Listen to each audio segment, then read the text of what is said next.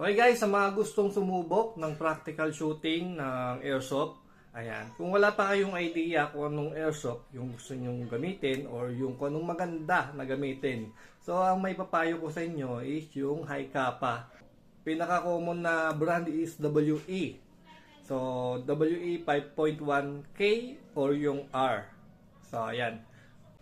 So, ayan yung pinakamaraming parts na available din sa market. May pang-upgrades, saka yung mga stock lang din. So, doon sa performance naman niya guys, is matibay din naman yan. So, maraming gumagamit sa practical shooting yan. Huwag lang kayo kukuha ng mga high kappa na may full auto. Kasi sa practical shooting, bawal yung full auto. Okay?